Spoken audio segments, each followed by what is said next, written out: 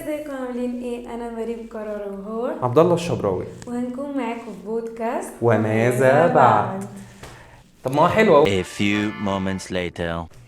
ازيكم عاملين ايه؟ انا مريم قرار وهو عبد الله الشبراوي، وهنكون معاكم في بودكاست وماذا بعد. يا ترى احنا عملنا البودكاست ده ليه؟ ليه بقى؟ احنا طلاب كلية اعلام جامعة القاهرة، وجربنا نخش مجال الاعلام تلفزيون وكده وما عرفناش. قررنا نعمل ايه يا مريم؟ هنيأس؟ لا طبعا. قررنا نخش عن طريق السوشيال ميديا واللي هي تقريبا بتخش كل بيت. بالظبط كده، حتى الموبايل موجود فيه كل حد يا مريم، صح كده؟ بالظبط. بس كبار وصغار. بالظبط، كبار وصغيرين كل الناس. والمواضيع اللي احنا هنتكلم فيها ايه يا مريم؟ عبارة عن ايه؟ هتكون مواضيع حياتية متنوعة عامة كلنا بنقابلها في حياتنا. بالظبط، هي مواقف اجتماعيه كمان بتواجه اذا كان شباب او اذا كان ناس كبيره.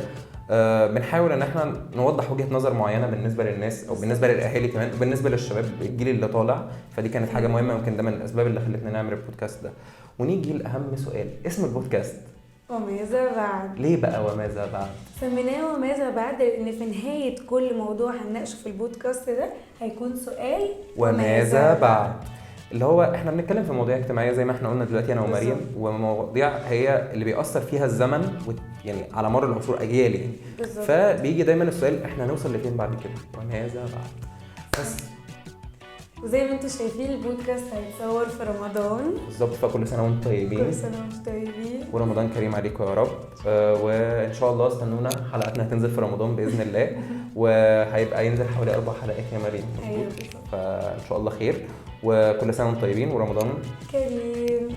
متنسوش تعملوا شير ولايك وسبسكرايب. وما تنسوش الكومنتس، لان الكومنتس مهمه جدا، لان يا ريت تكتبوا لنا مواقف حصلت لكم او احنا عايزين نتناقش فيها ونتكلم فيها انا ومريم، بالظبط، لو حابين عشان نتناقش فيها. بالظبط عشان نوضح وجهه نظركم اللي موجوده قدام الناس. باي باي.